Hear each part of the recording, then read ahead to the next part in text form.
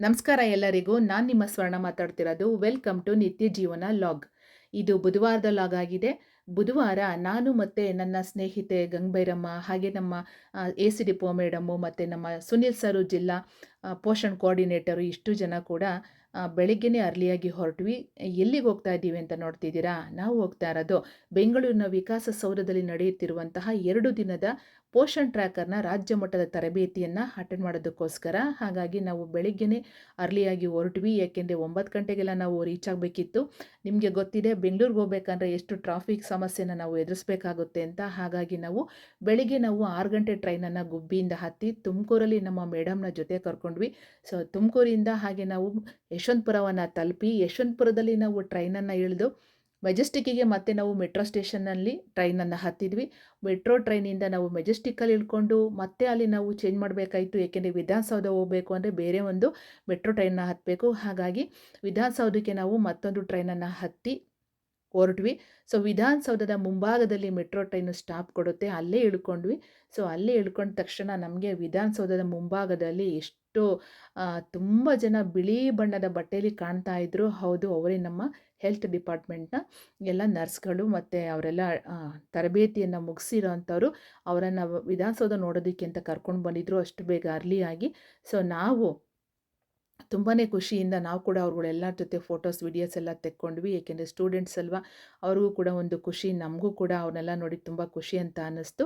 ಹಾಗೆ ನಾವು ಅಲ್ಲಿ ಬಂದ ತಕ್ಷಣ ನಮ್ಮ ಎ ಸಿ ಡಿಪೋ ಮೇಡಮು ಮತ್ತು ಸುನಿಲ್ ಸರ್ ಇಬ್ಬರು ಕೂಡ ಟಿಫನ್ ಮಾಡೋದಕ್ಕೆ ಹೋಗೋಣ ಅಂತ ಅಂದರು. ಹಾಗಾಗಿ ನಾವು ಟಿಫನ್ ಮಾಡೋದಕ್ಕೆ ಹೋಗೋಣ ಅಂತ ಹೇಳ್ಬಿಟ್ಟು ಆ ವಿಧಾನಸೌಧ ಪಕ್ಕದಲ್ಲಿ ವಿಕಾಸಸೌಧ ಇರೋ ಅಂಥದ್ದು. ವಿಕಾಸಸೌಧದಿಂದ ಸ್ವಲ್ಪ ಮುಂಭಾಗದಲ್ಲಿ ನಮ್ಮ ಏನು ಸರ್ಕಾರಿ ನೌಕರರ ಒಂದು ಉಪಹಾರ ಮಂದಿರ ಇದೆ. ಆ ಒಂದು ಉಪಹಾರ ಮಂದಿರಕ್ಕೆ ಹೋಗಿ ನಾವು ಬೆಳಿಗ್ಗೆ ಏನು ಇಡ್ಲಿ ಮತ್ತು ವಡೆ ಸಾಂಬಾರು ಟಿಫನನ್ನು ಮುಗಿಸಿದ್ವಿ. ಟಿಫನ್ ಅಂತೂ ತುಂಬಾ ಚೆನ್ನಾಗಿತ್ತು. ಹಾಗೆ ಸರ್ಕಾರಿ ನೌಕರರಿಗೆ ಸ್ವಲ್ಪ ರಿಯಾಯಿತಿ ಕೂಡ ಇದೆ ಈ ಒಂದು ಹೋಟೆಲ್ನಲ್ಲಿ. ತುಂಬ ಖುಷಿ ಅಂತ ಅನ್ನಿಸ್ತು. ಟಿಫನನ್ನು ಮುಗಿಸಿ ಅಲ್ಲಿ ಕೂಡ ಅಲ್ಲಿಂದ ನಾವು ನೇರವಾಗಿ ವಿಕಾಸಸೌಧಕ್ಕೆ ಹೊರಟ್ವಿ. ವಿಕಾಸಸೌಧದಲ್ಲಿ ನಿಜವಾಗ್ಲೂ ಕೂಡ ತುಂಬಾ ಒಳ್ಳೆ ಫೀಲ್ ಆಯಿತು ಅಂತಲೇ ಹೇಳ್ಬೋದು. ಯಾಕೆ ಅಂತಂದರೆ, ನಾನು ಕೆಲಸಕ್ಕೆ ಸೇರಿದಂಥ 22 ವರ್ಷದಲ್ಲಿ ಪ್ರಥಮ ಬಾರಿಗೆ ನಮ್ಮ ಇಲಾಖೆಯ ಹೆಸರು ಮತ್ತು ಏನು ಕರ್ನಾಟಕ ರಾಜ್ಯ ಸರ್ಕಾರದ ಒಂದು ಸಿಂಬಲ್ ಇದೆ, ಆ ಸಿಂಬಲ್ ಇರೋವಂಥ ಒಂದು ಡೈರಿಯನ್ನು ಕೊಟ್ಟರು. ತುಂಬಾ ಖುಷಿ ಅಂತ ಅನ್ನಿಸ್ತು ಆ ಒಂದು ಡೈರಿಯನ್ನು ನೋಡಿ. ಹಾಗೆ ನನ್ನ ತುಂಬ ಜನ ಸ್ನೇಹಿತರು ಕೂಡ ಸಿಕ್ಕಿದ್ರು. ಎಲ್ಲ ಒಂದು ಸೂಪರ್ವೈಸು ಮತ್ತು ಎ ಸಿ ಡಿಪೋಸ್ ಆಗಿ ಪ್ರಮೋಷನನ್ನು ಹೊಂದಿರೋಂಥವ್ರು ಎಲ್ಲರೂ ಕೂಡ ಸಿಕ್ಕಿದ್ರು. ಎಲ್ಲರೂ ಮಾತಾಡಿಸಿ ತುಂಬ ಖುಷಿ ಆಯಿತು.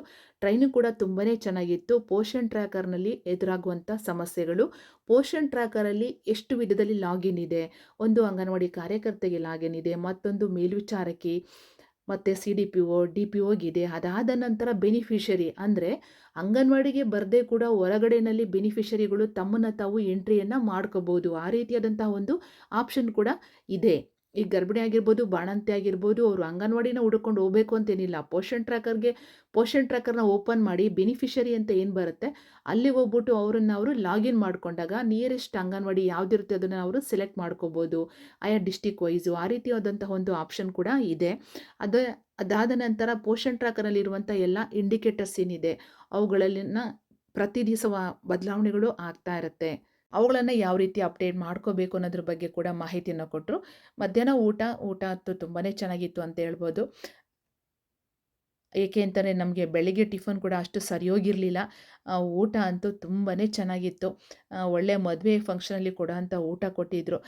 ತುಂಬ ಥ್ಯಾಂಕ್ಸ್ ನಮ್ಮ ಈ ಒಂದು ಕಾರ್ಯಕ್ರಮ ಆಯೋಜಕರು ಯಾರು ನಮ್ಮ ಜೆ ಡಿ ಸರ್ ಇದ್ದಾರೆ ಅವರಿಗೆ ತುಂಬ ತುಂಬ ಥ್ಯಾಂಕ್ಸ್ ಅಂತ ಹೇಳ್ಬೋದು. ಏಕೆಂದರೆ ಒಳ್ಳೆ ಟ್ರೈನಿಂಗು, ಊಟ ಮತ್ತು ಎಲ್ಲ ಡೈರಿ ಆಗಿರ್ಬೋದು, ಹಾಗೆ ನಮ್ಮ ಎಲ್ಲ ಪ್ರತಿಯೊಂದು ಸಮಸ್ಯೆಗಳನ್ನ ಕೂಡ ಅವರು ಕೇಳ್ತಾ ಇದ್ದರು. ಏಕೆಂದರೆ ನಮ್ಮ ಟ್ರೈನಿಂಗ್ ನಂತರ ನಮ್ಮ ಏನು ಜೆ ಡಿ ಸರ್ ಇದ್ದಾರೆ ನಿಶ್ಚಲ್ ಸರ್ ಅವರು ತರಬೇತಿಯನ್ನು ಅಟೆಂಡ್ ಮಾಡಿ ಬಂದು ನಿಮಗೆ ಏನು ಸಮಸ್ಯೆಗಳಿದೆ, ನಿಮ್ಮ ಜಿಲ್ಲೆಗಳಲ್ಲಿ ಯಾವ ರೀತಿ ಸಮಸ್ಯೆಗಳಿದೆ ಅಂತ ಪ್ರತಿಯೊಂದು ಸಮಸ್ಯೆಗಳನ್ನು ಆಲಿಸಿ ಅವುಗಳಿಗೆ ಪರಿಹಾರವನ್ನು ಕೂಡ ಕೊಟ್ಟರು. ಅವತ್ತು ನಾವು ಸಾಯಂಕಾಲ ಅಲ್ಲೇ ಮೆಜೆಸ್ಟಿಕ್ಕಲ್ಲಿ ಒಂದು ಹೋಟೆಲ್ನಲ್ಲಿ ಆಲ್ಟ್ ಆಗಿದ್ವಿ. ನಮ್ಮ ಏನು ಎ ಸಿ ಡಿಪೋ ಮೇಡಮ್ ಇದ್ದಾರೆ ಅವರು ಒಂದು ಪ್ರಮೋಷನ್ಸ್ಗೆ ರೆಕಾರ್ಡ್ಸ್ ಕೊಡೋದಕ್ಕೆ ಅವರು ನಾರ್ತವ್ರು ಆಗಿರೋದ್ರಿಂದ ಹಂಗೆಲ್ಲ ಬಂದಾಗ ಅವರಿಗೆ ಪರಿಚಯ ಇದ್ದಂತಹ ಹೋಟೆಲ್ನಲ್ಲಿ ಉಳ್ಕೊಂಡಿದ್ವಿ. ಹಾಗೆ ಹೋಟೆಲ್ನಲ್ಲಿ ಉಳ್ಕೊಂಡು ರಾತ್ರಿ ಊಟ ಕೂಡ ಮುಗಿಸಿದ್ವಿ. ಇದಾಗಿತ್ತು ನನ್ನ